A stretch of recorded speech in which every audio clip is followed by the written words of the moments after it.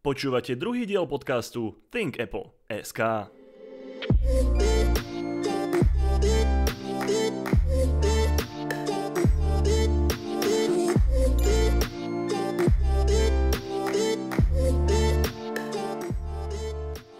Moje meno je Dominik Kozmály a sprevádzam vás každý týždeň tými najzaujímavejšími novinkami zo sveta Apple. Vítajte pri druhom vydaní, v ktorom si prebehneme už zvyčajne rýchle správy zo sveta Apple a ocitneme sa priamo v divadle Steva Jobsa na špeciálnom Apple evente, ktorý sa konal tento pondelok 25. marca. iPhone za $20,000? Presne tak. iPhony na čiernom trhu sa môžu vyšplhať až do takýchto neuveriteľných výšin. Jedná sa však o predprodukčné modely a prototypy, ktoré však ešte nie sú tak chránené ako tie, ktoré sa dostávajú na pulty obchodov kvôli využívaniu jednoduchšej verzie operačného systému, kde je množstvo bezpečnostných funkcií vypnutých. No a keďže do klasických iPhoneov je takmer nemožné sa dostať, sú práve tieto predprodukčné kúsky lákavým artiklom pre hackerov, ktorí tak majú prístup k zdrojovým informáciám, ktoré sú za bežných okolností chránené. Pretože tieto prototypy nemali nikdy opustiť brány výrobných liniek. Podľa portálu Motherboard sa však stáva, že sa sem tam nejaký ukradne a následne predá na čiernom trhu. Zamestnancom sa tak veľmi oplatí podstúpiť takéto riziko, pretože si môžu napríklad za iPhone 8 polepšiť o $5,000 alebo za iPhone XR až o $20,000 amerických dolárov. Reflektuje to tak zlé finančné podmienky v týchto závodoch v ázijských krajinách. A pri do neba volajúcich nehoráznych cenách ešte zostaneme. Tentokrát sa Apple riadne odviazal a nasadil cenovku poriadne vysoko. Za najnovší iMac Pro, ktorý už sám o sebe stojí v najnižšej konfigurácii takmer $5,000, si za 256 GB ramku priplatíte ďalších $5,200, čo je viac ako samotná cena celého iMacu Pro. Apple tak skopíroval svoju úspešnú cenovú politiku s pamäťovými verziami pri iPhonech, iba k nej pripočítal ešte jednu nulu. Inteligentné hodinky môžu naozaj zachrániť život. Aspoň to tvrdí štúdia Apple Watch Heart Study, vykonanej vedcami zo Stanfordskej univerzity. Výskum sa realizoval na vzorke takmer 420,000 ľudí a jej cieľom bolo zistiť výskyt srdcovej arytmie práve prostredníctvom inteligentných hodiniek od Apple. Výsledky štúdie zaznamenali srdcovú arytmiu u 0,5% všetkých zúčastnených a Apple uvádza, že väčšina z týchto ľudí po tomto zistení išla na odborné vyšetrenie u kardiológa, ktorý im danú skutočnosť potvrdil. Inteligentné hodinky preto môžu naozaj včas zistiť príznaky ochorenia srdca, ktoré sú hlavnou príčinou infarktov a v horšom prípade rovno smrti nielen v Európe, ale aj na Slovensku. Ohýbateľný, tentokrát úmyselne, iPhone už budúci rok? Podľa viacerých zdrojov by sa na trhu mal objaviť ohýbateľný alebo skladateľný iPhone už v septembri budúceho roka 2020 na tradičnom Apple evente. Zatiaľ sa však nevie, pre aký koncept sa Apple rozhodne, či to bude po vzore Samsungu smerom dovnútra ako kniha, alebo sa inšpiruje svojim čínskym rivalom a bude sa ohýbať smerom von ako Huawei Mate X. A pri iPhonech ešte zostaneme. Face ID nás bude možno čo chvíľa rozpoznávať aj prostredníctvom žíl na našej tvári. Apple tak reaguje na situácie, kedy vaše iOS zariadenie mohol odomknúť váš podobne vyzerajúci kamarát alebo súrodenec. Tento úmysel prezrádza patent, na ktorom sa nachádza náčrt tváre spolu so žilami pod pokožkou na tvári. Pridanie tohto biometrického identifikátora tak prispeje k ešte lepšiemu zabezpečeniu našich iPhoneov a iPadov s technológiou Face ID. Ďalšia správa. Drzosť alebo pokus o bližšiu spoluprácu Microsoftu? Microsoft priniesol 21. marca svoj antivírus aj na počítače s operačným systémom macOS. Áno, počujete správne. Jedná sa konkrétne o Windows Defender, ktorý Microsoft upravil pre potreby macOS a pomenoval odstrašujúcim názvom Microsoft Defender Advanced Threat Protection. Ešte šťastie, že mu dal aj trojpísmenkovú skratku ATP. Táto novinka je však zatiaľ určená iba pre firemných zákazníkov, ktorí pracujú v prostredí so zariadeniami bežiacimi ako na macOS, tak aj na Windowse. Pričom zatiaľ nie je jasné, kedy a či vôbec Microsoft Advanced Threat, viete čo, ATP, sprístupní aj pre bežných zákazníkov. Čo poviete? Prijali by ste antivírus od najväčšieho rivala Apple vo svojich Macoch? Predstavovanie nových hardwarových produktov na tlačovkách? Apple, čo sa deje? Apple na minulý pondelok v tichosti predstavil nový iPad Air a iPad mini a o deň na to aj druhú generáciu bezdrôtových sluchadiel AirPods 2. Je to zvláštne najmä z toho dôvodu, že sme tieto produkty očakávali až na špeciálnom Apple evente, ktorý sa konal tento pondelok 25. marca. Jasne to tak naznačuje novú stratégiu, ktorou sa Apple chce uberať, pretože pocítil, že už dosiahol trhový strop s používateľmi, ktorí si kúpia svoj prvý alebo nový iPhone, ktorý bol po dlhú dobu dojnou kravou celého Apple. O pondelkovom špeciálnom Apple evente si povieme hneď po tejto správe, teraz niečo bližšie k vyššie zmieneným novinkám. V prípade iPadu Air 2019 a iPadu mini sa jedná iba o menšie vylepšenia v podobe nárastu výkonu, podpory Apple Pencil a asi najzaujímavejším vylepšením je podpora formátu eSIM. iPad Air 2019 má totožný dizajn ako jeho predchodca z roku 2017. A áno, ostal v ňom zachovaný aj 3,5 mm jack a home button. Takže naše zdroje v minulom premiérovom podcaste boli správne. Čo sa týka zbytku, má ešte vylepšený fotoaparát, silnejšie reproduktory a na dnešnú dobu už samozrejmú LTE konektivitu prostredníctvom spomínanej eSIM, za ktorú si samozrejme priplatíme v samostatnej verzii. Cena základnej verzii začína na 549 eurách za 60 GB verziu a cena s eSIM modulom a LTE konektivitou začína pri 64 GB na 689 eurách. O iPade mini 2019 je takmer zbytočné hovoriť, pretože je úplne rovnaký ako vyššie spomínaný iPad Air 2019. Jediný rozdiel je skutočne iba vo veľkosti displeja a batérie. Teda ako už z jeho názvu mini vyplýva, že má menší displej a batériu. Inak má všetky komponenty navľas rovnaké, a to aj čo sa výkonu týka. Takže by sa dalo povedať, že sa v Apple pri zmenšovaní inšpirovali spoločnosťou Sony, ktorá do svojich menších náprotivkov vlajkových lodí s označením Compact dáva tie isté vnútornosti iba do menšieho tela. A áno, aj tu si zachoval iPad mini 3,5 mm jack. Jeho cena sa taktiež podobá na iPad Air 2019, iba s tým rozdielom, že je o stovku lacnejší. Teda za základnú 64 GB verziu zaplatíte 449 € a za 64 GB verziu s eSIM modulom zaplatíte 598 €. Čo sa týka nových bezdrôtových slúchadiel AirPods 2, prichádzajú s dlhšou výdržou o 50%, teda si vychutnáme až 5 hodín nepretržitého počúvania hudby, hlasovým ovládaním cez Siri, vďaka ktorej budeme môcť konečne ovládať prehrávané skladby, a teraz pozor, aj hlasitosť, kvôli ktorej sme doteraz museli siahať po iPhone, a identický dizajn, ako mal predchádzajúci model. Najväčšou novinkou je však bezdrôtové nabíjanie škatulky, v ktorej sú slúchadlá uložené cez podložky podporujúce štandard QI.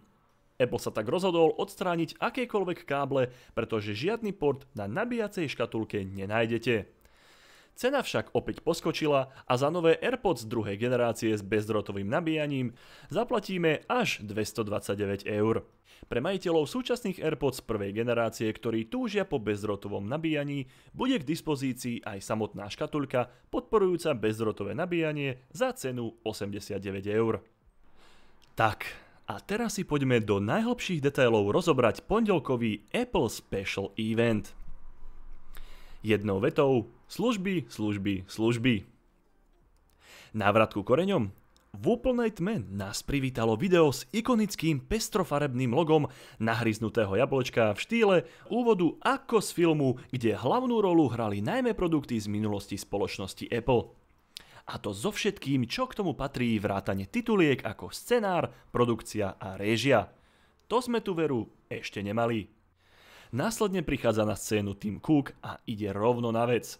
Začína vysvetľovaním slova služby. Opisuje všetky služby, ktoré doteraz Apple ponúka, a že Apple je v tom samozrejme najlepší ako ktokoľvek iný v prepojení s ich hardvérom. Hovorí o službách ako Apple Pay, ktorá stále nie je na Slovensku, ako sme sa dozvedeli v minulotýždňovom premiérovom dieli nášho podcastu, o e-maili, fotkách, messengeri a podobne. No a že niektoré sú zdarma a niektoré za poplatok. Nezabudne samozrejme vyzdvihnúť ich benefity ako jednoduchosť používania, dôraz na detail, bezpečnosť a súkromie, personalizáciu používateľom a možnosť zdieľania v rodine. V úvode nám ďalej hovorí o vynovenej službe Apple News, ktorá zahrňuje všetky známe americké a medzinárodné novinové médiá v Spojených štátoch amerických pod jednou strechou. Žiaľ, je zatiaľ dostupná iba v USA, Austrálii, Kanade a vo Veľkej Británii.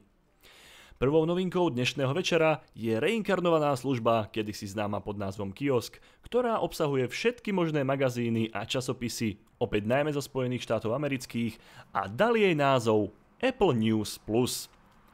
Tak ako v minulosti obsahuje časopisy, avšak už nie len hlúpe PDF-ka, ale tzv. Živé titulné strany a titulky. Nepredstavujte si pod tým nič iné ako pohyblivú titulnú stranu. Teda miesto fotografie tam bude video, čo je na prvý pohľad dosť efektné a môže to upútať pozornosť čitateľa. Samozrejme, obsah bude responsívny a budete si tak môcť pohodlne prečítať svoj obľúbený časopis ako na iPade, tak i na iPhone bez nutnosti približovania a zväčšovania textu. Jednotlivé vydavateľstvá budú taktiež môcť pridávať do svojich strán videá a ďalšie interaktívne prvky. Jednou vetou, najlepšia skúsenosť s časopisom vôbec. A to všetko za predplatné $9,99 na mesiac, ktoré môžeme zdieľať s rodinou. Plus, samozrejme, Apple nezabudol dodať, že Apple nás nesleduje a nevie, čo čítame. Apple News Plus je dostupné už od pondelka 25. marca a prvý mesiac je zdarma. Škoda však, že je zatiaľ dostupná len v Spojených štátoch amerických a Kanade. Aj keď Apple prislúbil, že neskôr v tomto roku aj v Austrálii a Anglicku. Vzhľadom na momentálnu dostupnosť súčasného Apple News, ktoré je tu už nejaký ten rôčik, ani nepredpokladáme, že by sa mala v najbližšej dobe táto služba objaviť aj u nás. Ďalej sa hovorilo o Apple Pay, pochválili sa, že tento rok prostredníctvom nej ľudia uskutočnili 10 biliónov transakcií a takisto, že bude tento rok dostupná pre viac ako 40 nových krajín. Po tomto krátkom namlsaní predstavujú druhú službu večera, ktorou je Apple Card. Túto novinku nám prišla predstaviť Jennifer, samotná viceprezidentka pre Apple Pay. Apple Card funguje v Apple Wallet a jej celá podstata spočíva v tom, že z Apple Card hneď a prehľadne zistíte, čo a kde ste nakupovali a v akej kategórii ste míňali viac. Či už je to cestovanie, potraviny, elektronika a podobne. O to všetko sa má postarať umelá inteligencia Apple, ktorá prečíta všakovaké kódy z výpisu účtu, v ktorom sa bežný človek veľakrát nevyzná, a prehľadne vám ich graficky znázorní a zaradí do príslušných kategórií. To však nie je všetko. Apple Card obsahuje aj cashback program, ktorý vám posiela 2% z každého nákupu a 3% nákupu v Apple Storoch, uskutočnených prostredníctvom nej cez Apple Pay, späť v reálnych peniazoch, a to na dennej báze. Nazývajú to Daily Cash. Plus viete si tam nastaviť správu spotreby. Najprekvapivejší fakt však prišiel až nakoniec. Za Apple Card nezaplatíte žiadne poplatky, ani za zriadenie, ani za vedenie, nič. Sme teda celkom zvedaví, aký finančný model Apple zvolí, aby bola táto služba výnosná. Apple Card technicky zabezpečuje firma Mastercard a o finančné prevody sa stará americká banka Goldman Sachs. Jennifer samozrejme nezabudla opäť klásť dôraz na súkromie a bezpečnosť a nechať si povestnú čerešničku na záver v podobe fyzickej platobnej karty Apple Card, ktorá je vyrobená, a teraz dobre počúvajte, z titánu, a bude sa na nej okrem loga Apple nachádzať aj precízne vygravírované vaše meno a okrem toho už nič viac. Žiadne čísla, žiadna platnosť, žiadny podpis, ani žiadny CVC kód. Len čistý dizajn s vaším menom a logom nahryznutého jablčka. A pri jej používaní získate späť 1% z vašich nákupov. Na scénu sa vracia Tim Cook a hovorí o App Store, že najpoužívanejšou kategóriou v ňom sú hry. Po tomto načrtnutí, o čom asi bude ďalšia služba, pozýva na pódium Senior Product Marketing manažérku App Storeu N, ktorá nám predstavuje Apple Arcade. Službu priamo implementovanú v menu App Storeu, umožňujúcu predplatiť si hry dostupné na tejto novej službe na báze mesačného predplatného, bez toho, aby sa museli každú platiť zvlášť, alebo pri hrách zadarmo pozerať reklamy, prípadne platiť za vnútroherné nákupy. Na začiatok bude obsahovať viac ako 100 hier. Apple Arcade je tak niečo podobné, ako nám predstavil Google pár dní dozadu so svojím Google Stadia. N kladie opäť dôraz na súkromie a možnosť zdieľania s rodinou. Apple Arcade bude dostupná túto jeseň. Cenu za túto službu sa dozvieme tiež až na jeseň.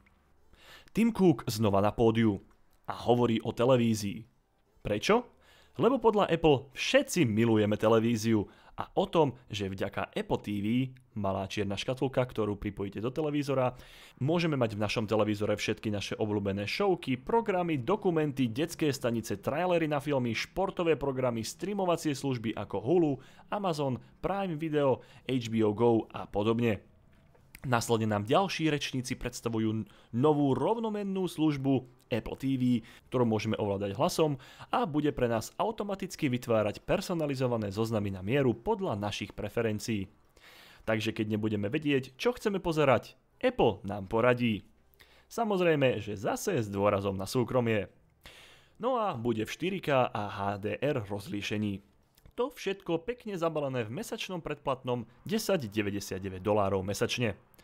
Dostupná bude vo viac ako 100 krajinách, nespomenuli aké, dúfajme, že medzi nimi bude aj Slovensko, v máji na Apple TV škatulke a na jeseň aj v Macoch a smart televízoroch najväčších výrobcov na jar budúceho roka. Tak, že by konečne prichádza veľké finále? To, na čo sme všetci čakali? O čom písal celý internet, ako o Apple Netflixe a jeho možnej záhube? Pretože Tim Cook začína hovoriť o veľkých príbehoch a o tom, aké sú dôležité a akú nemalú rolu zohrávajú v našich životoch. Dámy a páni, dovolte mi, aby som vám predstavil našu zbrusonovú službu, ktorú sme nazvali Apple TV+. Treba uznať, že si nedali príliš veľa námahy s jej menom, ale proti gustu. OK, vráťme sa späť. Tim Cook odozdáva slovo dvom pánom zodpovedných za tvorbu Apple TV+, ktorí nám v úvodnom predslove hovoria o storytellingu a v tom BUM! Za nimi sa na videu zjaví Steven Spielberg a ďalší známi videotvorcovia a herci rozprávajúci o procese tvorby úžasného videodiela. A po tomto videu na scénu prichádza aj sám Steven Spielberg. Mám pocit, že z neho urobili na vizuál za ním druhého Steva Jobsa. Spielberg nám hovoril o filmoch a o dôležitosti silného príbehu v nich. No a takto sa vystriedali na pódiu ešte ďalšie známe osobnosti z filmového prostredia, vrátane hercov a detských postavičiek. Hovoria nám o skvelej spolupráci s Appleom, žartujú a hovoria o seriáloch, showkách, programoch a filmoch, v ktorých ich budeme môcť vidieť na novej službe Apple TV+. Po asi 20 minútach týchto, prepáčte mi za výraz, nezáživných kecov, počas ktorých by bolo azda zaujímavejšie sledovať aj šúpanie zemiakov, k nám opäť prichádza človek z Apple a ukazuje nám video upútavku, ktorá by bohate stačila, miesto toho klábosenia všetkých aktérov v nej, na obsah, ktorý budeme môcť vidieť na Apple TV+. Odkaz na ňu nájdete v popise podcastu alebo priamo v našom článku s týmto podcastom. Cenu a dostupnosť tejto novej služby sa dozvieme na jeseň. Jednou vetou, nie je to len ďalšia streamovacia služba, je to miesto zdieľania neuveriteľných príbehov. Apple tak opäť svojou retorikou a marketingom dokázal povýšiť na pohľad bežnú službu na niečo exkluzívnejšie a prémiovejšie s prirodzeným, spektakulárnym spiritom, s akým to vie jedine Apple. Týmto eventom nám Apple preukázateľne potvrdil, že sa začal zameriavať väčšou mierou práve na služby a predplatné v nich, miesto hardvéru, jedná sa najmä o iPhony, s ktorými už dosiahol svoj trhový strop. Začal tak nezvratný proces preorientovávania sa z najmä hardvérovej spoločnosti na spoločnosť softvérovú. Preto si dovolím aj poupraviť svoju vetu v úvode na predplatné a pozor, predplatné. A to je na tentokrát všetko. Podcast portálu ThinkApple.sk vychádza každý týždeň a prihlásiť sa na jeho odoberanie môžete vo svojej podcastovej aplikácii na platformách Apple Podcasty, Google Podcasty alebo Spotify. Všetky diely, ako aj ďalšie správy zo sveta Apple nájdete aj na adrese thinkapple.sk. Ak sa vám páči náš podcast alebo sme urobili chybu, môžete nás ohodnotiť napríklad na iTunes alebo vo svojej obľúbenej podcastovej aplikácii. Ak nám chcete poslať pripomienku, môžete nám napísať na Facebooku ThinkApple.sk, kde si radi prečítame vašu spätnú väzbu. A ak sa vám podcast naozaj páči, tak o ňom určite povedzte niekomu, kto ho ešte nepočúva. Pomáha nám to rásť a zároveň ho oveľa radšej tvoríme. Moje meno je Dominik Kozmály a ďakujem vám za počúvanie.